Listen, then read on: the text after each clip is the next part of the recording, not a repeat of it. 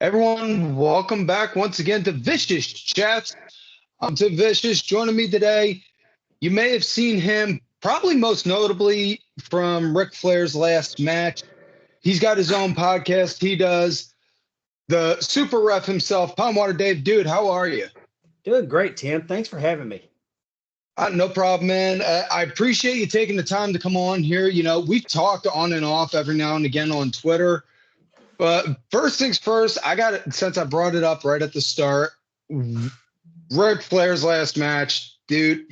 I know you worked the Briscoe Von Erich match, which I absolutely love that. I'm a big tag team guy, but what was going through your head that day of Well, like, the funny thing about the Briscoe Von Erich match is that the promoter and my good friend Conrad Thompson called me. I was at work, and he said, "Hey, Dave, we're trying to finalize the card. Do you want the Briscoes and Von Erichs, or do you want the Horsemen and the Rock and Roll Express?" And I'm like, "Well, there's a Sophie's choice." I said, "Give me the Briscoes."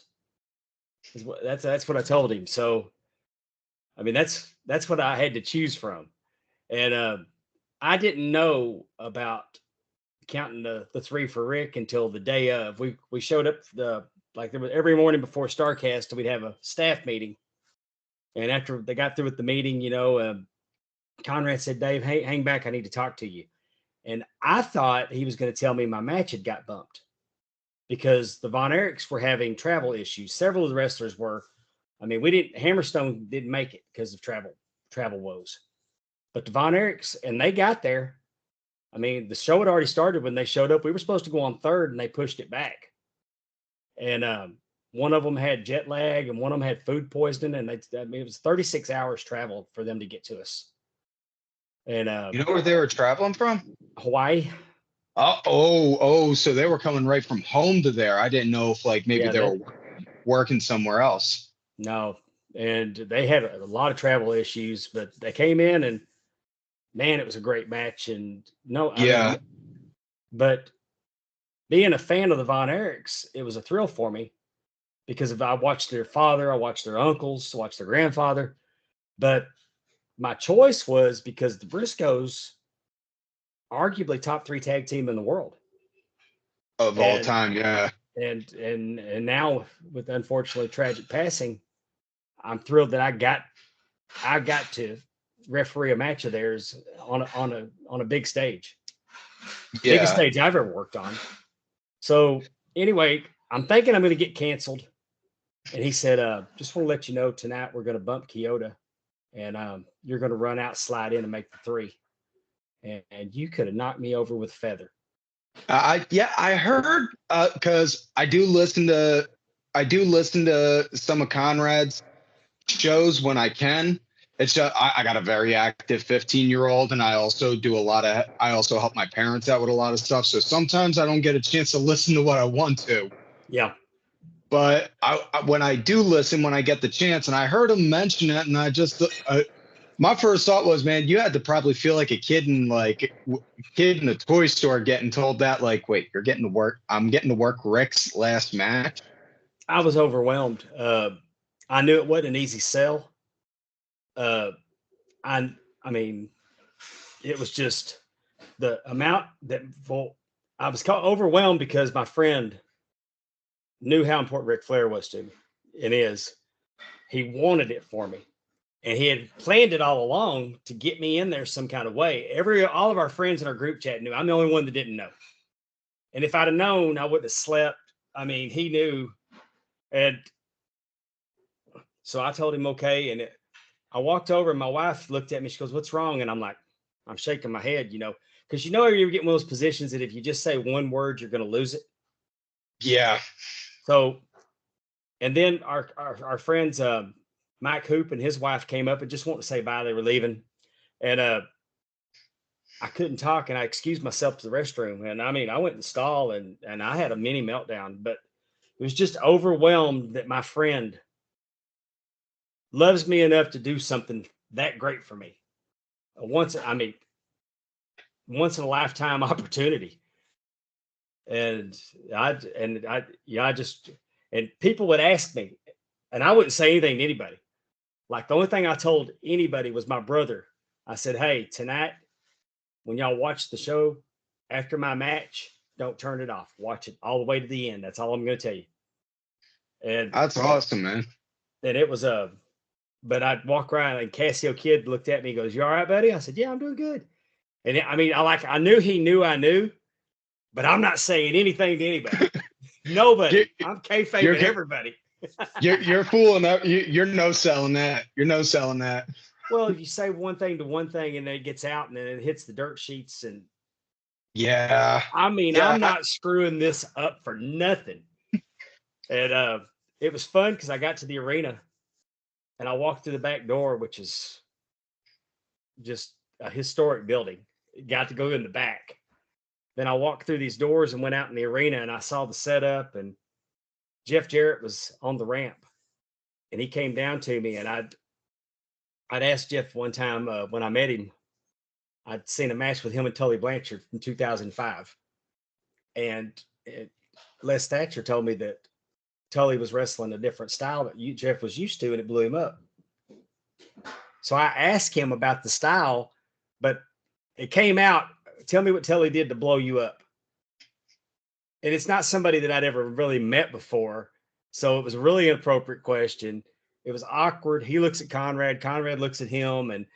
But we're cool. And I'm actually friends with Jeff Jarrett now because of it. And it's our running joke. So he tells me, he said, today I need you to run. When you run in, I need you to just touch the ring, run all the way back up and touch the backdrop. And I want you to do it about 5 times because I want you to be blown up before you slide in. And I laughed at him. I said, it's funny that you think it would take 5 times. I got to meet Jeff once at a meet and greet back when he was doing back when he was trying to get Global Force off the ground. You could picture right there. It's me and my dad met him in Scott Steiner at a baseball stadium. Yeah. I'm here in Erie, PA, and we got a minor league team here. It's the minor league team for the Detroit Tigers. I don't know if you ever heard of our team, the Erie Seawolves.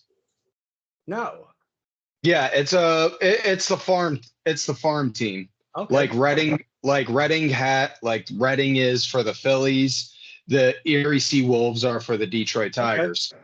Yeah, we have the Mississippi Braves, and I saw Global Force at our park, our Trustmark Park, and we're actually losing the Mississippi Braves after this year. They're moving to Georgia, Columbus, Georgia. Dude, that sucks. I'm sorry to hear that. I found out they're owned by Endeavor. Really? Yes. That is something, man. I know. They've been here 20 years, and they're like, celebrate our 20th anniversary. And I'm like, screw y'all. Y'all are leaving. Yeah, I mean, you just said we're getting a divorce. You're leaving us for greener pastures, and I'm supposed to come kiss you bye? Yeah, you don't send an invite to the person that you're divorcing you don't send an invite to a divorce party to the person you're leaving. Yeah, hopefully we'll get another minor league team in, and maybe get one with a cool name like the Rocket City Trash Pandas, or they're coming up with some really cool names, like the Seawolves. It's a cool name. Yeah. Talk to Jeff, see if maybe he can borrow the Lucky Horseshoe name. Really? I heard Conrad make a joke once saying about on how you got the nickname Palm Water Dave. How'd you get that, man? It was just him during COVID with talking to Tony Schiavone. He said, because I got a pond. I'm real proud of my pond. We're fortunate we live on 18 acres. Got a beautiful pond out back, and real proud of it. And I take a lot of pictures of my pond, around my pond. And I work for Frito-Lay. That's what I do. That's my day job. And through conversations, we'll talk sales, because the business model fascinates him, and he wants to know, what are your top selling SKUs? For me, it's Flamin' Hot Cheetos. So he tells Tony Schiavone, he says, old Super Dave said he can't get COVID. And Tony Schiavone said, really? Why is that? And he goes, well, because he drinks pond water and eats hot Cheetos. So, at the time, it was early in ad-free shows, and we were doing a show on there called Sad News Bears. It started out as the Think Tank because that's what we called our group chat. We've been in a group chat now for over 10 years. And Conrad bounces ideas off of us. We're basically his think tank. We named Starcast. We've named podcasts. We've pitched ideas. But we became the Sad News Bears to make it a little more entertaining. And we were starting to get some merchandise. Well, at Super Dave, I can't have merchandise as Super Dave because that's somebody else's. I mean, it's my lifelong nickname that was given to me.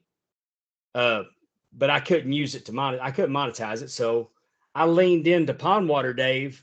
Also, if you lean into it, it's not so bad, but you give Conrad some resistance and he'll make it hurt. So I get that. The name Tim Vicious, that came to be because when I was younger, me and my buddies, we made a backyard wrestling federation. And I've always listened to punk rock. I've always loved it. And I was really big into Sex Pistols when we were first starting to listen to it, when we were just starting up the Fed. And the one guy we said would make the matches, he was our matchmaker. He was like, all right, Tim, you and Johnny are going to be tag team. You're going to be Tim Vicious. He'll be Johnny Rotten. You guys are the Pistols. Well, okay. And the name just kind of carried ever since. And you put Vicious in front of anything. You put Vicious in anything, and it just automatically sounds cool. Well, of course. Well, yeah. So I need what cool points I have. I got a teenager, so he automatically looks at me like, "Ew, Dad, no." My kids just shake their head. But I did find out that my grandson saw my podcast on his YouTube homepage, and he thought that was pretty cool. Yeah, my son, he's now doing his own YouTube thing now. He came up to me and his mom like, Mom, Dad, can I make YouTube videos? And we were a little resistant at first, but we're like, okay, here's our ground rules on what you can do, what you talk about, what you can and can't do. And then he went with it, and he will make a video of himself playing a video game or looking at or doing reaction videos and all kind of stuff. He was just doing one a few days ago about with basketball stuff because he's a huge basketball junkie. Well, the kids doing the video game stuff are getting all the views. Yeah, and that's what I tell him. I'm like, hey, bud, listen, if you can set it up, you set it up in your bedroom, right? You could do that. I mean, I'm not going to sign off letting you do a Twitch, but yeah. His bedroom's nowhere built for that. It's booming. My grandson's constantly on YouTube watching video games and Minecraft and that's it.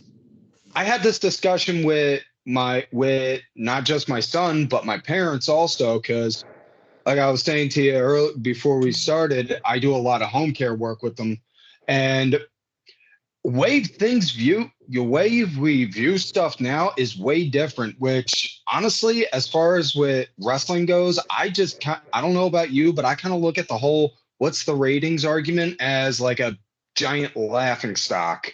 I don't think they're anything accurate.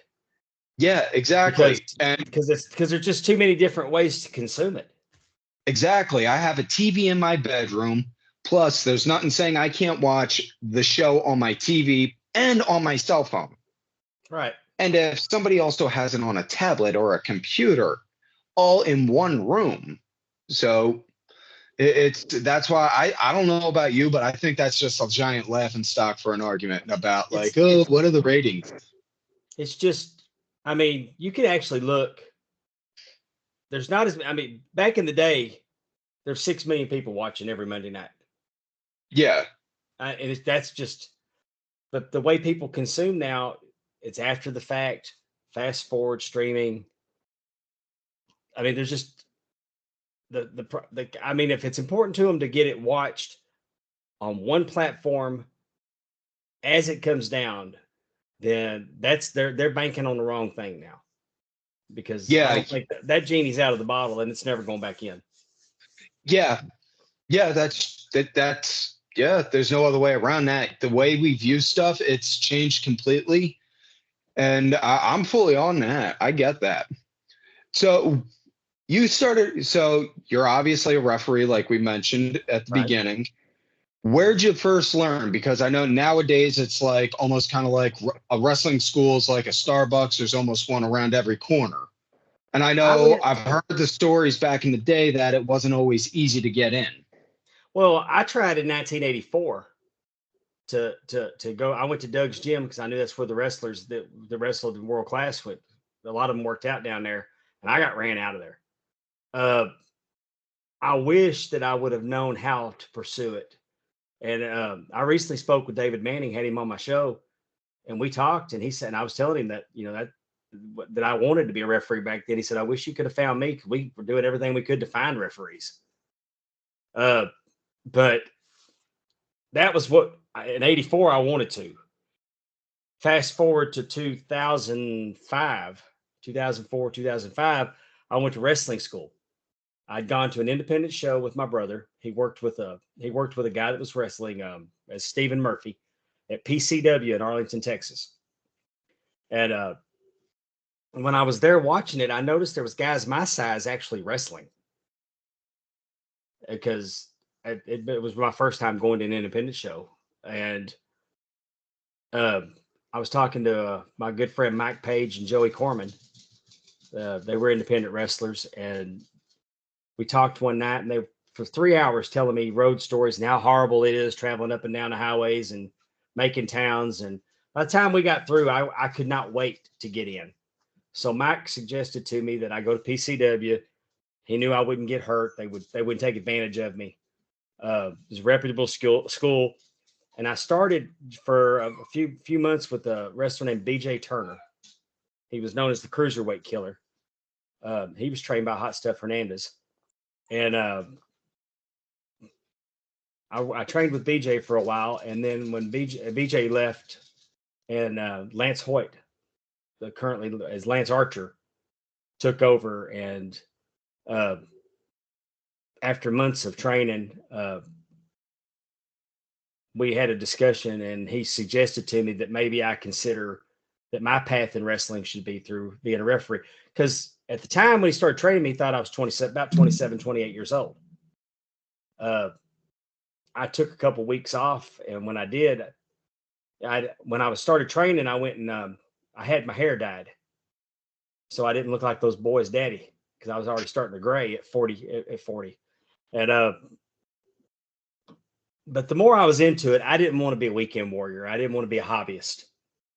I don't ever want to do anything to hurt pro wrestling.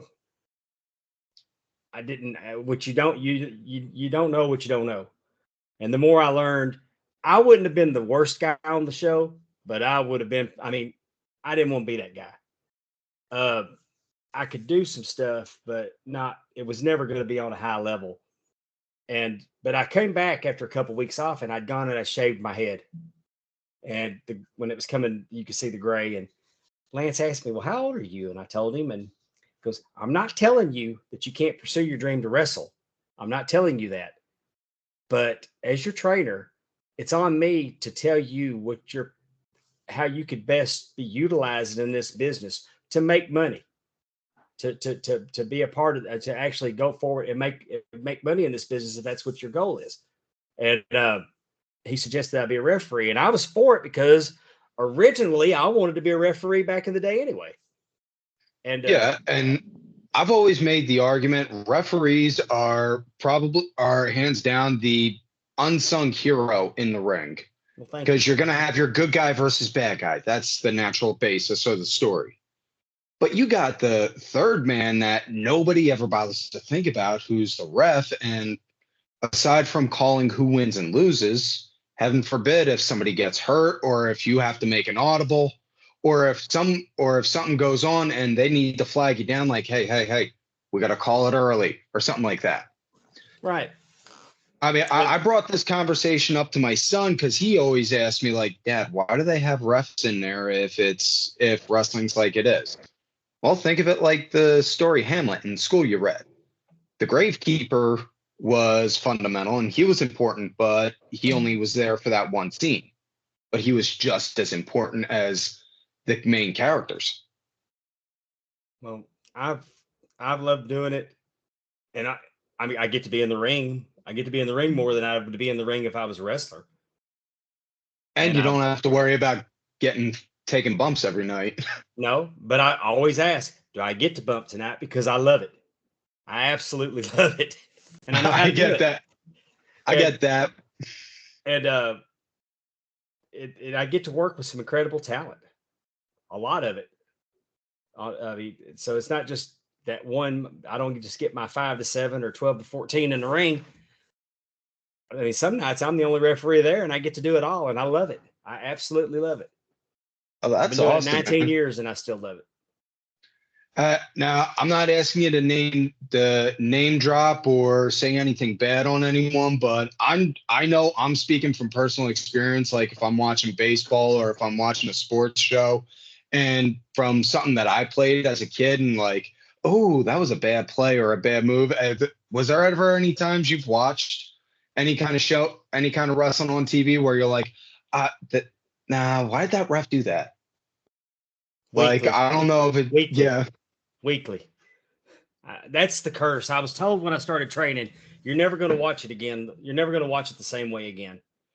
And over the years, I watch it through the eyes of a referee, and we don't all of a sudden, and it's on both companies that are doing this now, where they don't count while they're on the apron.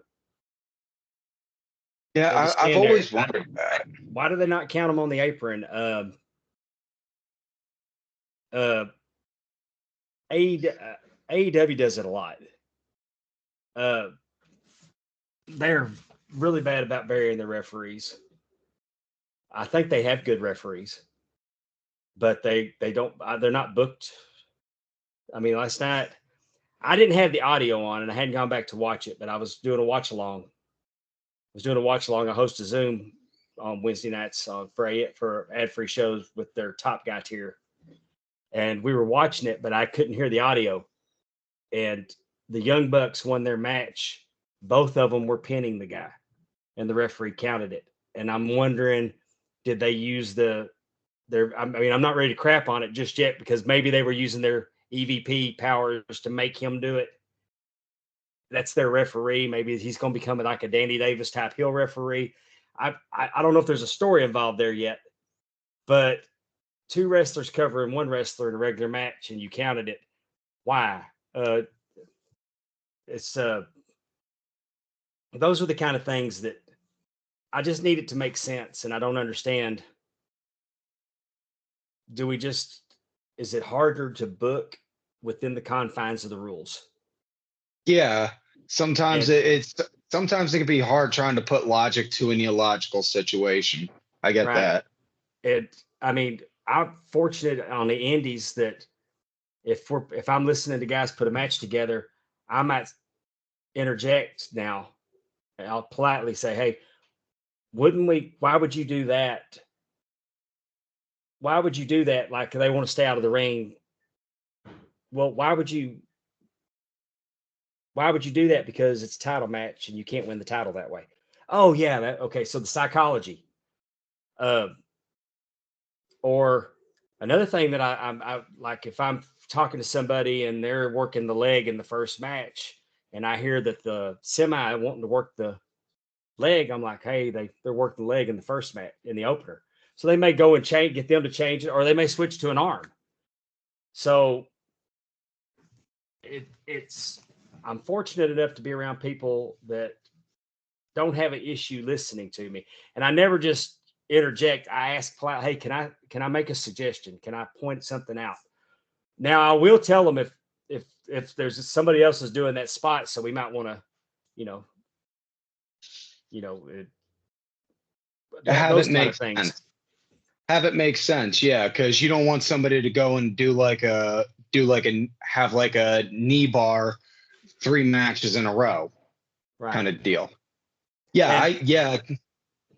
another thing though is that sometimes you're fortunate enough to work with talent that'll take time, like some of your guys that have been there and done that, that you did something and they'll call you off to the side and correct you and say, hey, maybe next time if this situation presents itself, we do it this way. I just had that happen on the last show that I worked. And the light came on like, oh, he's so right. Because it was a finish where the heel had been using a chain the whole match and I couldn't catch him with the chain. And the face finally wins, but the heel put the chain in his tights and it was hanging out. So I was supposed to catch the chain and restart the match. But I caught it real quick instead of milking it and that. But he took the time. He didn't get on to me. He just suggested, said that, we're not on TV here. This is a good time to learn. But even after, you never stop learning in this business. You just don't. And again, I count myself to be very fortunate and blessed that I'm surrounded by people that normally have the common goal of making what we do better. That's awesome, man. So you said also you got your own podcast and you also do work with Ad Free. What's your, like, for those who don't know, what's your show about and like where can they obviously catch it? Okay, it's called Talking Wrestling with Palm Water Dave.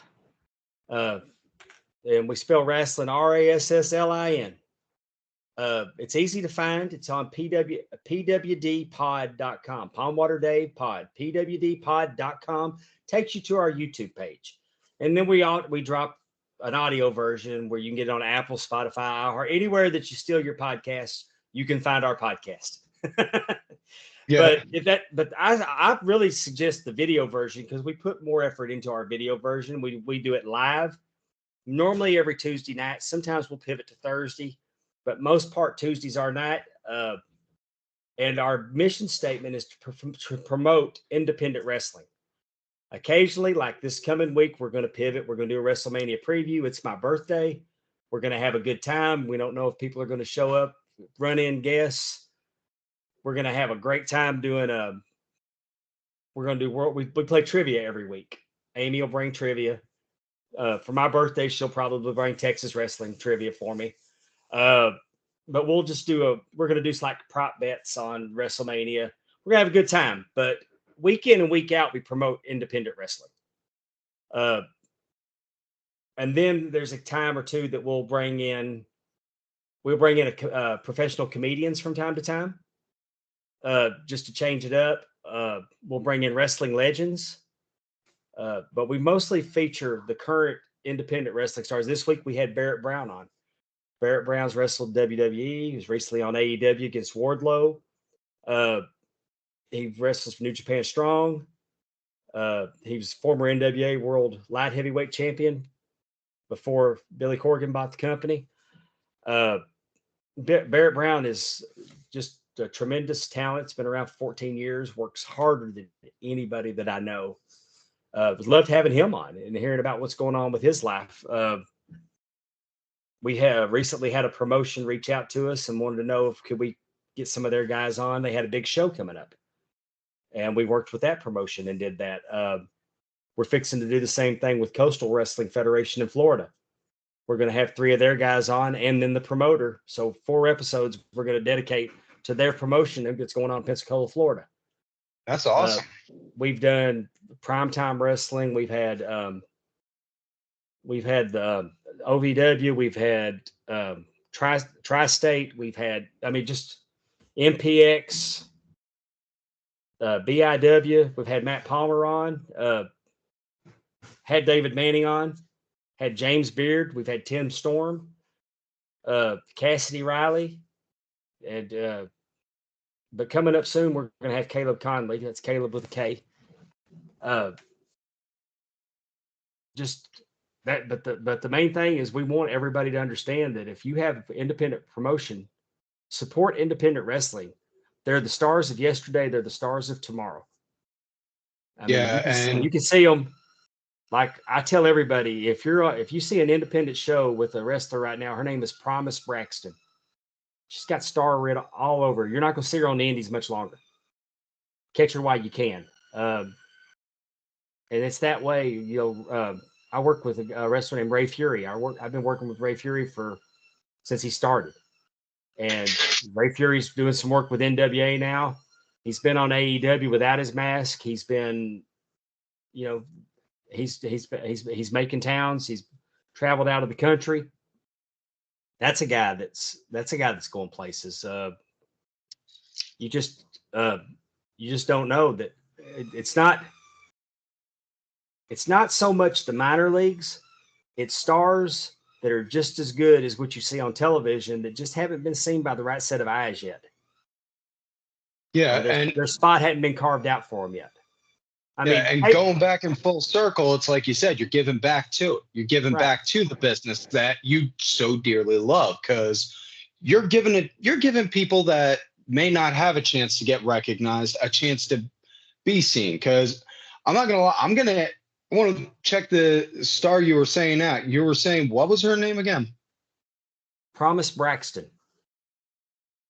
Promise Braxton. Yes.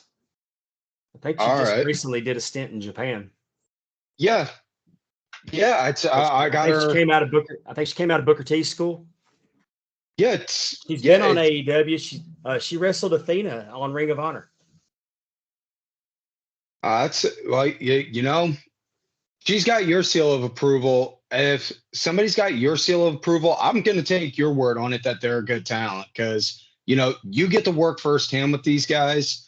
You know, I'm just a fan. I don't get a chance to. I've never gone over and done anything in the ring aside from the backyard stuff as a kid. Right.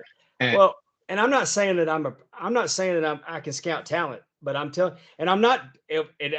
real careful sometimes not to get too excited about one talent that comes through, because I don't want to make the people that I'm with all the time feel like, well, that he must think I'm less than. No, I don't. But when you see somebody that's got it, it's just different. I mean, yeah, I'm not talking about, it's just, she just hit me to be like, wow. And it's just, I'm really high on her, and I've only worked with her once. She impressed me so much. I'm I can't glad say to enough hear about that. and the ladies wrestling on the independent circuit has come so far. Yes. So far. Cassandra Golden is our champion in BIW, and I've worked with Cassandra for several years now, and man, she is doing her best work right now. Yeah, my brother's daughter, she's about 7 or 8.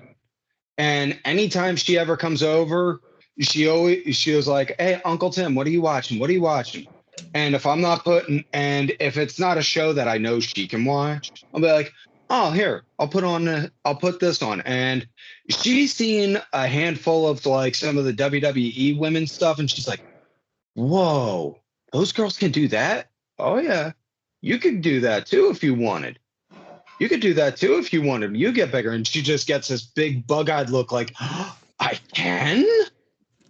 And you know, it's a hell of an improvement compared to where it was like 20 bordering 30 something years ago, when it was bra panties and having girls bark like dogs on TV. Oh, well, I remember when it used to, you see it on the poster that it would say the midgets and women. Yeah, I would. Yeah, my grandmom would tell me about she would tell me, you know, that those lady wrestlers, they were nothing more but attractions when I was younger. And she would tell me that. Yeah, midgets, women, and the wrestling bear. Yeah. Yeah. Now that you brought up the bear, I got to ask, because I was listening to Bruce the other day. Is it a working bear or a shoot bear? I had to do that. It looked like a shoot bear to me. It looked like a shoot bear to me, because I actually got to see the wrestling bear one time, and I want to say it was against Captain Frank Dusek. It was more of the attraction seeing the bear. I mean, he had a muzzle on, but still, it might have been Captain Frank Dusek. It was crazy. Yeah. But I grew up going to World Class, so we saw some of everything. I originally grew up in Philadelphia, South Philly, and the ECW arena was just a couple blocks from my house. So much like you are with World Class, I'm a lot like that with ECW. That was like my gate. I don't want to say that was my gateway, but that's what made me fall in love with wrestling. we got it on I got it late one night on a UWF channel. Not UWF. You know what I'm talking about. The public access channels. Yeah, I mean, I got it late one night, and I'd never seen anything like it, and so I bought one of their pay-per-views, and the Dudley Boys just cussing the crowd out, and oh yeah, I know what you're talking about. But Rob Van Dam and Jerry Lynn, just amazed me. To this day, Yeah. if I talk about the top matches I've seen in my life, I never leave out Rob Van Dam and Jerry Lynn. No, those two had such amazing chemistry. There was no way ever around that. Right. Yeah. So what's some of the stuff that you do with ad free? I know we got a chance to talk about what your regular podcast. What's the work that you do with ad free? I pretty much do watch parties and watch alongs. I host Top Guy Wednesday, or most nights it's Top Guy Wednesday. We do it while AEW's on. I've done Q&As where I've been in with Eric Bischoff. I've done if they have a special guest in that it's going to be a Zoom meeting where somebody just basically teeing up the callers. I've done those with Eric. I've done one with Conrad. Now I did the after mag chats with Bill Apter for a year. That which was fun. We went back and talked about the magazines, and then we talked about current stuff, and Bill Apter is just great. I love that man so much. I was just going to ask, how is Bill? Bill's doing good. He's working with Sportskeeda. He broadcasts late at night. Like I can't stay up as late as Bill does. It's the vampire hours, right? But he's working. He's constantly puts out a newsletter, but he's tied in with Sportskeeda. That's good. And then like at pay-per-views and stuff, we do watch alongs. I do a lot of those kind of hosting duties. I'll do anything they want me to. All right. So since we're gearing up towards WrestleMania, I got to ask you, how you feeling walking into it? Like, do you think I mean, from my perspective, maybe I'm a little biased because I'm a Philly guy. I think they're doing a really good job hyping up not just the show, but the fact that it's going to be in Philadelphia. Yes. Yeah, I'm excited about it. Coming into Monday night, I would have told you that Seth turns on Cody night one. The cards are the deck stacked against Cody night two, and then The Rock turns against the Bloodline. I don't know that I believe that anymore. I think Cody's going to be outgunned on night one. Maybe Seth gets hurt. Maybe Seth defends the title before he has the tag match. Maybe Cody has to go it alone. Or, maybe Stone Cold Steve Austin or John Cena steps in to help him. Yeah, because they had the truck lit up. I was just going to say that they had those production trucks, and they've had nothing but Mania trucks since like the beginning of March. Right. And it's like nothing. They don't put nothing on TV without a reason. But it's so hard to call. And that's what I love about it. That it's, yeah, I haven't been this excited about the WWE programming in years because you don't know what's going to happen. Yeah, they're playing chess, and wrestling fans are playing checkers right now, because I think everything that's always worked in the past, I don't think that they're playing on that level, and I think they got a whole bowl of new stuff that they're going to put on us. But I really like this. I really like what they're doing with The Rock. I think he's a modern day version of Mr. McMahon. I think that the heel authority figure has overdone, but with The Rock doing it now in this new environment, I think it can be something. And I hope that it continues. I don't want to see him turn on the Bloodline. Yeah. And with the whole, instead of just saying, oh yeah, I'm in charge, I'm he actually name dropping chairman on the board of TKO. And everyone knows he is, and also everyone knows he's good buddies with the boss of Endeavor as well. So, it's not just like, hey, I'm in charge of TKO, but I'm good buddies with my boss, and he's not going to look down on me No, kind of bit. And that makes it just even more better. Like, whoa. It's the absolute best time to be a wrestling fan. And Yes. and I'll show some love to AEW too, because They're putting out some Ospreay, and I love Okada. Okada's managed to babyface the Bucks to me. Yeah. Now, it's kind of funny because when like the Global Force, my dad, he was asking me about some of the stuff that I was watching, because at that time I was also looking up New Japan stuff, and he was like, "What do you got on?" I'm like, "Watching some watching Japanese wrestling." And I showed him Okada, and he was just like, and my dad's not normally one to get shocked, but his jaw hit the floor when he saw him do a standing drop kick. Like, he got that much air off a dead jump? Yeah. That guy's got major talent. My wife's best friend came down, and her son was with him, and we were watching. I had Okada and Omega on, and he's not used to seeing. He didn't know that wrestling matches went that long, and he was into it the whole time. And but then I'm really high on Takeshita. Yeah, I think Takeshita. I told him last night on our Zoom meeting. I said he is a Muta level athlete. He's a Muta level talent. And they said, well, they call him the next coming of Okada in Japan.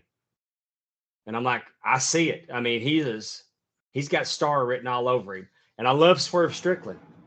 And they didn't make Swerve Strickland. That happened organically. Yeah. Now, did you ever see any Swerve stuff when he was in Lucha Underground or working the Indies? I did not. Whenever you get the chance, Lucha Underground used to be on Netflix. I don't know if it still is now, but he was the character Killshot in Lucha Underground. Okay. And if it is, check it out. But if it's not, sure, you can find it somewhere. But sure he had a bloody, and I mean bloody, fight with AR Fox the one night on there.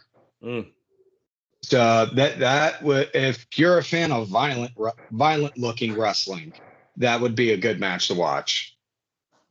If I like wrestling that I can't tell. I mean, I want to be completely sucked in and suspend my disbelief.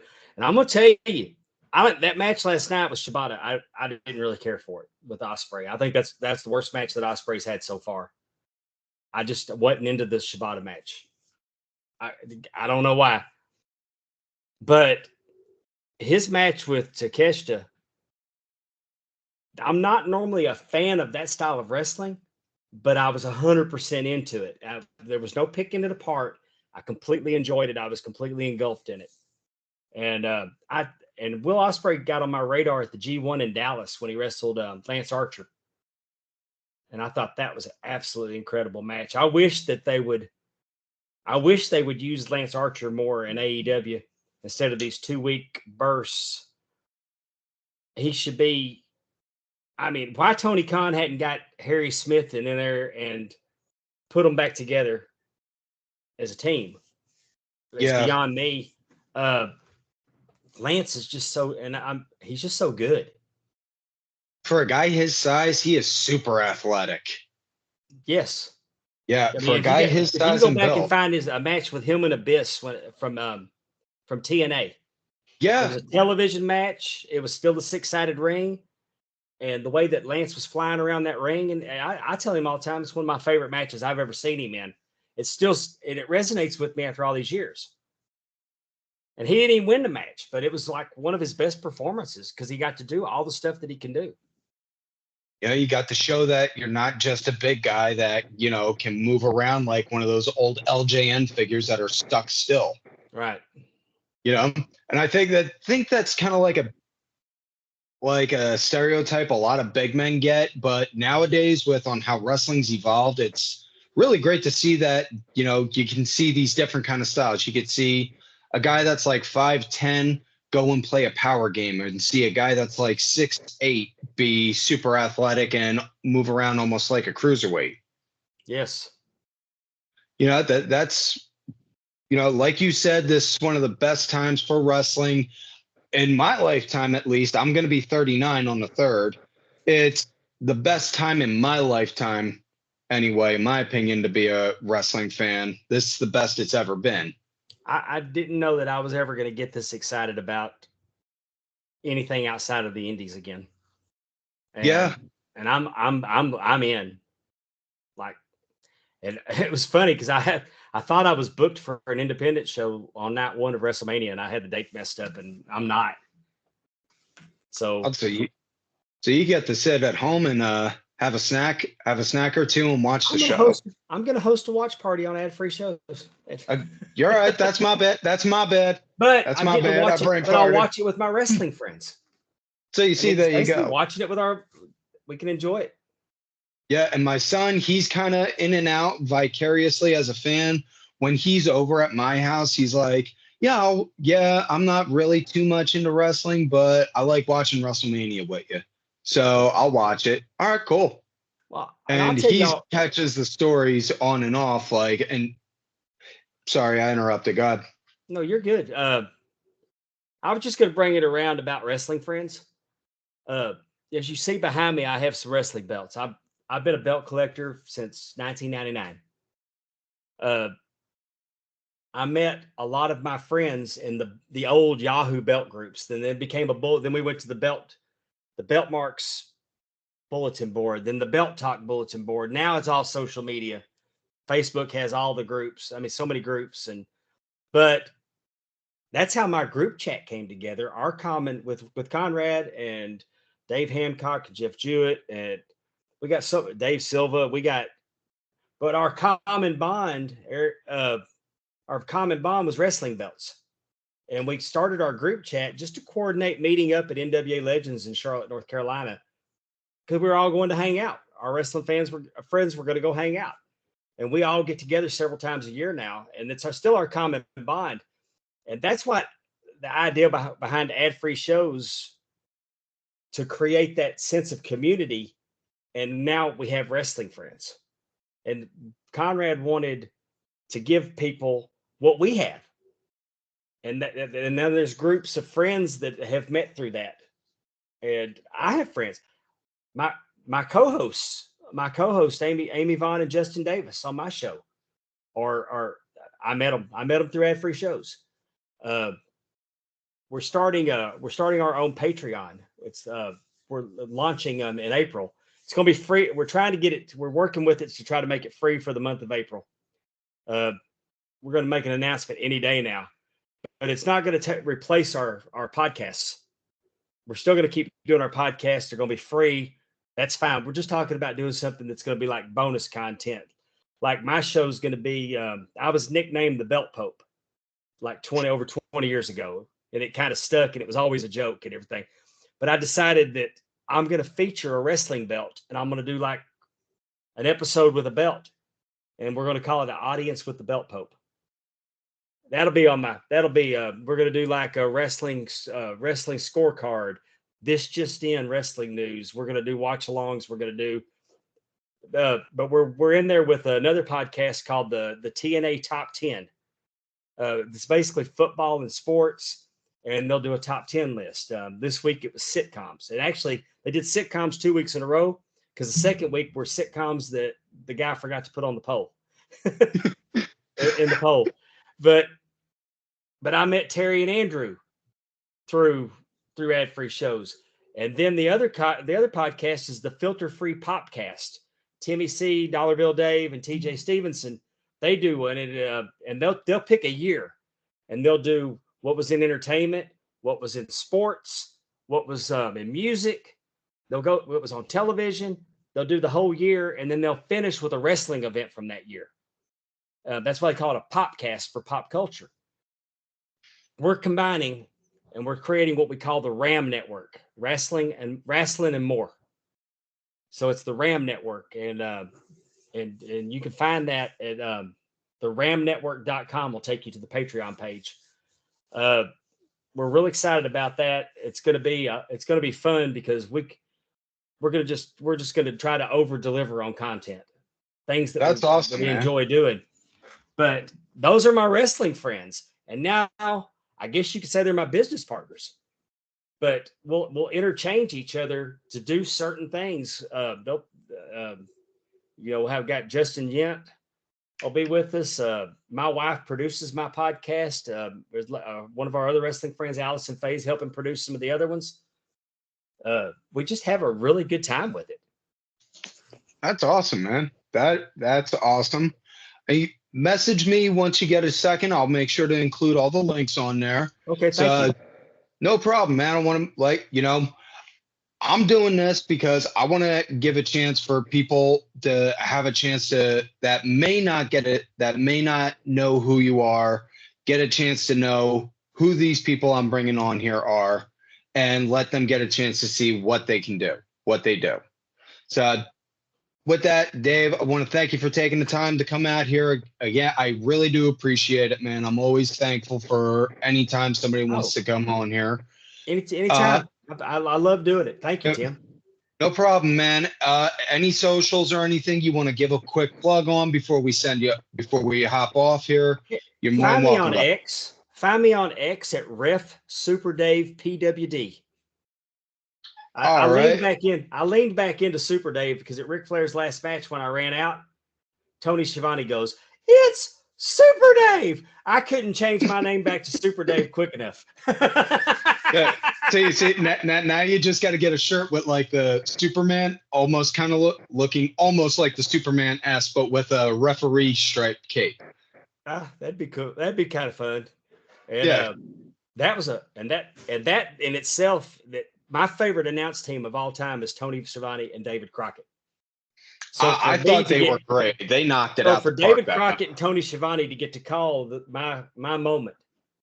And Tony told me at ringside, he goes, "I can't wait for you to listen to it back." He goes, "I gave you the Sting treatment." So you see, next time, if you ever come back on here, I got to give you the Tony Schiavone. I got to do a Tony Schiavone job.